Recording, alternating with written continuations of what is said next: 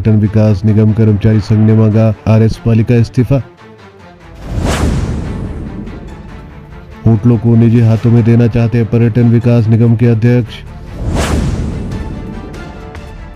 जानबूझकर 18 होटलों को दिखाया गया घाटे में।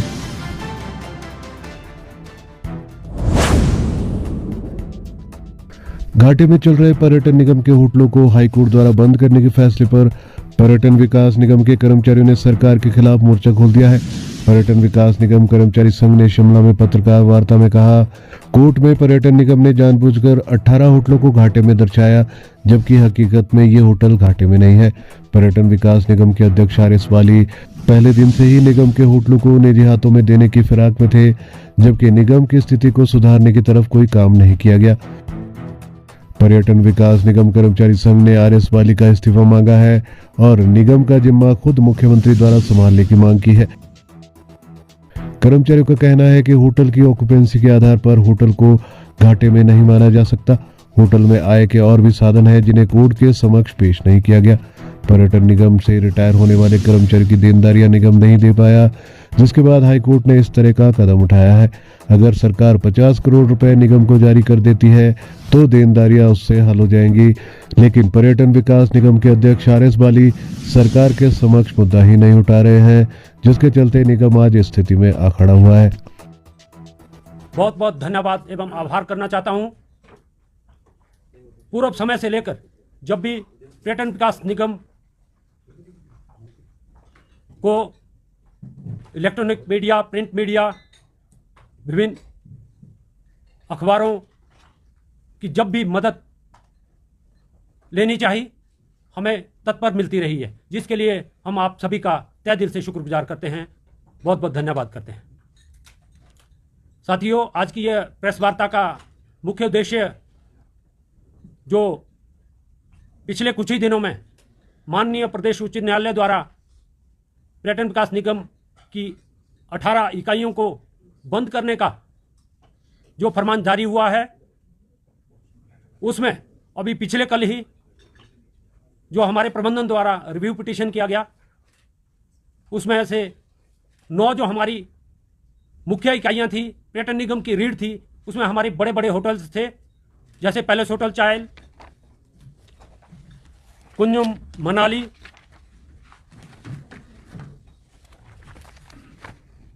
नगर कैसल कुल्लू, होटल भागसू धर्मशाला, लॉग हट मनाली जैसे जो महत्वपूर्ण इकाइयां थी, जिनको 31 मार्च 2025 तक राहत दी गई है, वह इसके बावजूद 18 में से जो 9 इकाइयां हैं, हम माननीय उच्च न्यायालय से अपनी दरख्वास्त करते हैं कि इन 9 इकाइयों को भी जो है आगामी संचालन के लिए रिलैक्स किया जाए।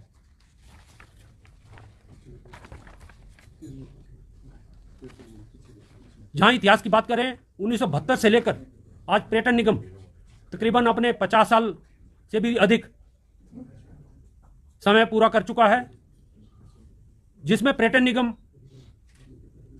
सिर्फ एक व्यावसायिक दृष्टि से ही ना देखें, पर्यटन निगम ने पूरे प्रदेश के साथ, पूरी सरकारों के साथ कंधे से कंधा मिलाकर जो है अपना भरपूर योगदान दिया है। जब भी प्रदेश में महामहिम राष्ट्रपति, उपराष्ट्रपति, प्रधानमंत्री, विशिष्ट एवं अति विशिष्ट अतिथियों का आना रहता है, तो पर्यटन निगम सबसे पहली सूची में अपनी सेवाएं देता है। वह हमारा हर कर्मचारी जो है अपना काम बखूबी से जो है निभाता है, जिसके लिए हमें प्रशस्ति पत्र भी दिए जाते हैं। वह इसीलिए कि पर्यटन निगम की सेवाएं जो हैं, मुझे लगता है कि सभी को अच्छे से फैसिलिटेट कर पाते हैं। तो पर्यटन निगम का एक अपना सरकार के साथ भी जो है भरपूर सहयोग रहता है। लेकिन चिंता का विषय यह है कि पिछले कोविड काल से लेकर पर्यटन निगम में पर्यटकों की आवाजाही बंद होने के कारण निगम आज जो घाटे की स्थिति से गुजर रहा है वह यह कि पिछले कुछ वर्षों से निगम से सेवानिवृत्त हो रहे हमारे कर्मचारियों को उनके सेवानिवृत्ति पश्चात जो ड्यूज दिए जाते हैं वो निगम जो है समय पर देने में असमर्थ रहा है। अतः तत्पश्चात उन कर्मचारियों ने अपनी गुहार जो है उच्च न्यायालय में लगवाई और उच्च न्यायालय ने इसका इतना बड़ा संज्ञान जो है लिया है। परंतु पर्यटन निगम कोविड काल से लेकर अफेक्टेड होता आया है। कोविड काल में पर्यटन निगम और कर्मचारियों ने क्वारंटीन सेंटर्स भी यहाँ संचालित किए गए प्रदेश सरकार द्वारा, वहाँ पे भी अपनी सेवाएं दी। और मैं आपके ध्यान में लाऊं एक बात कि हमारे कुछ कर्मचारी जो हैं इस कोविड काल में जो है अपनी सेवाएं देते हुए भी जो हैं अपनी जान से हाथ धो बैठे।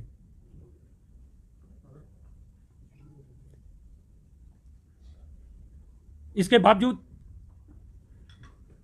पिछले 2023 में जो प्राकृतिक आपदा आई, अभी कोविड काल से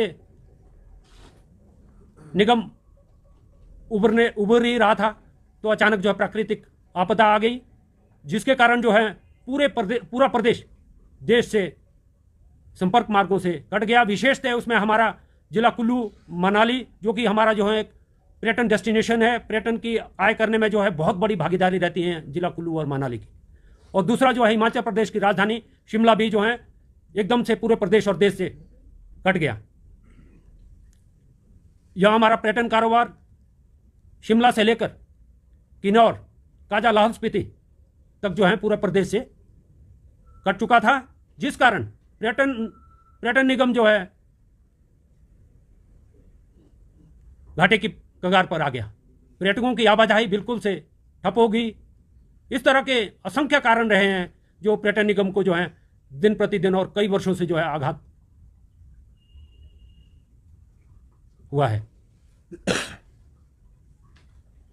उसके बावजूद भी पर्यटन निगम जितना भी काम कर पा रहा है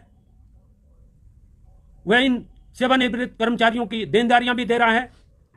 बड़ी बात के अभी तक हमारे पूरे पर्यटन निगम कर्मियों को तनख्वाह भी जो है अपने ही बलबूते पे दे रहा है। उन सेवानिवृत्त कर्मचारियों को भी पर्यटन निगम ने लगभग 35 करोड़ रुपए की जो है राशि अभी तक जो है यहाँ से जारी की है। वह इतनी ही, इससे अधिक की राशि अभी देना शेष है।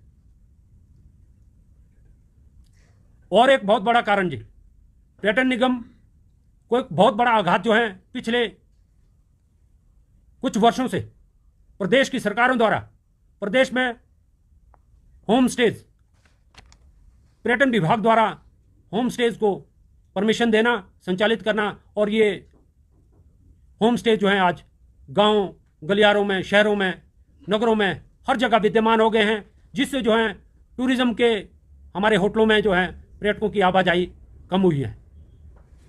ये भी एक बहुत बड़ा कारण रहा है कि जो जिस तरह से हमारा पर्यटन निगम आज इस घाटे की स्थिति में आया है। अतः हम प्रदेश सरकार से आज भी गुहार लगाते हैं, आज से पहले भी लगाते आए हैं। वर्तमान सरकार में माननीय मुख्यमंत्री जी से भी हम 3-4 बार मिल चुके हैं। हमारे अध्यक्ष महोदय से भी 3-4 बार लिखित व मौखिक रूप से गुहार लगाते आए हैं कि निगम को इस घाटे से उबारने के लिए हमें कम से कम 50 करोड़ रुपए की राशि जो है एक मुश्त दी जाए, ताकि इन सेवानिवृत्त कर्मचारियों व वर्तमान में जो कार्यरत जो कर्मचारी हैं हमारे 1700 के करीब जो कर्मचारी हैं, जिसमें 400 के करीब जो हैं आउटसोर्स कर्मी हैं, वह 1200 के लगभग जो है हमारा 1200 प्लस जो नियमित जो हमारे कर्मचारी हैं, जिनको अभी बहुत से जो हैं एरियर्स, डीए, आईआरस के एरियर वो 2016 में दिए गए, विभिन्न विभागों व निगमों में दिए गए नए वेतनमान के एरियर का भी 1 रुपये तक एरियर नहीं मिला है। अतः इसके दोहन के लिए हम प्रदेश सरकार से फिर से मांग करते हैं कि पर्यटन निगम को कम से कम 50 करोड़ रुपए की जो है एक मुश्त सहायता दी जाए, जिससे कि हमारे ये सेवानिवृत्त कर्मचारी व हमारे वर्तमान कर्मचारी एक राहत महसूस कर सके।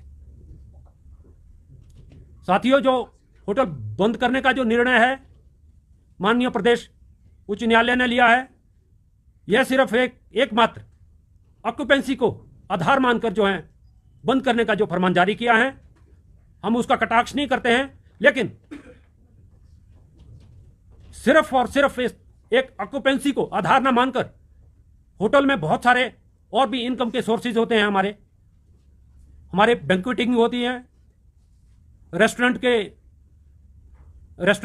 कैफेज की इनकम्स है, कुछ एक इकाइयों में हमारा एंट्रीज की इनकम होती हैं, बहुत सारे ऐसे और भी तथ्य रहते हैं, आंकड़े रहते हैं जिनको भी जो है सम्मिलित करके हम जो है माननीय उच्च न्यायालय से फिर दरख्वास्त करते हैं कि इन तथ्यों को जांचा जाए, अतः अपने निर्णय को जो है हमारे पक्ष में जो है किया जाए, ताकि प्रदेश में 1972 से लेकर आज यहाँ लगभग 60 के करीब हमारी इकाइयां कार्यरत हैं, जिसमें होटल्स, कैफे, रेस्टोरेंट्स कार्य कर रहे हैं। यह निरंतर बढ़ते चलें, ना कि कम हो जाएं।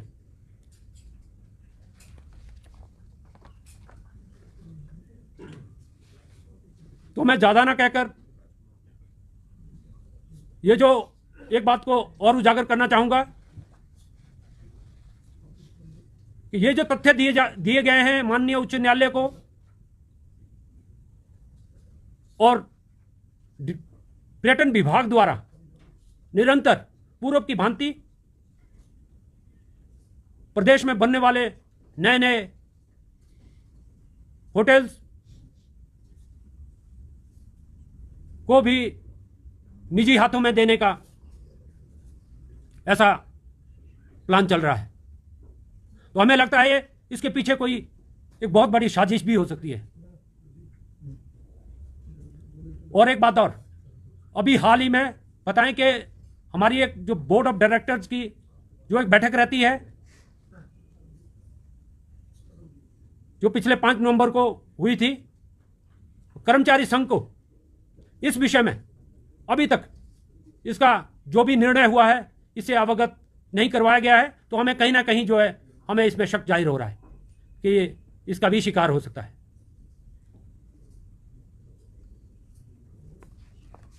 तो अतः मैं इसमें कुछ ज़्यादा, मेरे साथ और भी वक्ता हैं, ये कहेंगे, हमारे अध्यक्ष महोदय भी कहेंगे। तो मैं एक सुझाव देना चाहता हूं पूरे पर्यटन विकास निगम कर्मचारी संघ की ओर से, जो ये नए होटल्स एडीबी के प्रोजेक्ट से पर्यटन विभाग द्वारा बनाए जा रहे हैं, इन्हें भी पूर्व की भांति पर्यटन निगम को बनाकर जब तैयार हों सौंपे जाएं, ताकि पर्यटन निगम इनका ऐसे ही संचालन करें जिस तरह हम 1972 से लेकर जो है आज प्रदेश के अंदर करते आए हैं। धन्यवाद, नमस्कार। एक सवाल आपसे है, ये आप साजिश की बात कर रहे हैं, ये साजिश अधिकारी कर रहे हैं कि सरकार के लेवल पे हो रही है निजी हाथों में सौंपने को लेकर, इसका थोड़ा बताएं आप। जिसका साजिश की बात की आपने, थोड़ा इसके बारे में। सबसे पहले आप सबका यहाँ आने का धन्यवाद है जनाब। लगता है जहाँ तक ये साजिश है ये सरकार की तरफ से है। जब शुरू में इसी हॉलीडे होम के अंदर मीटिंग हुई थी हमारे अध्यक्ष महोदय RS बाली जी से, तो उनका पहले दिन ही ये रुतबा था कि हम इसको प्राइवेट सेक्टर में देंगे। जब बात चली हॉलीडे होम की कैटरिंग की, जब ये घाटे की बात चली, लेकिन हमने उनसे डिस्कस की कि इस घाटे से और निगम को कैसे मारा जाए। हमने पूरे सुझाव दिया उनको।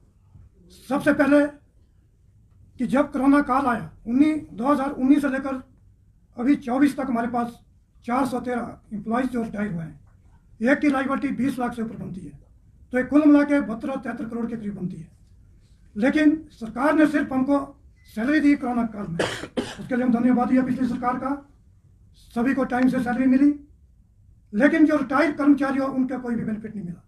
वो स्टैंड होता गया, आज वो 72 करोड़ के करीब हुआ, जिसमें 20 और 21 में तो कोरोना काल चला, 22 में कुछ पटरी पर आ रहा था, 23 में फिर आपदा के कारण जो दोबारा नुकसान हुआ, लेकिन वो लाइबिलिटी बढ़ती गई। लेकिन फिर भी कॉरपोरेशन आज की डेट में फायदे में घाटे में नहीं है। 35 करोड़ फिर भी उन कर्मचारियों की देनदारी दी। उसके बाद अपने कर्मचारियों का जो सैलरी भी दी, होटलों का रखरखाव भी रखा, लेकिन इसके लिए स्पेशल एशियन डेवलपमेंट बैंक से पैसा आता है, वो होटलों के रखरखाव के लिए आता है। लेकिन काफ़ी पैसा आया था हमारे जो पिछले MD साहब थे, हमारे केशव साहब जी, लेकिन जब ये सरकार आई उन्होंने वो पैसा भी वापस ले लिया, जिसमें हमारे नाली में रोहतांग मनासों के लिए 14 करोड़ पैसा था,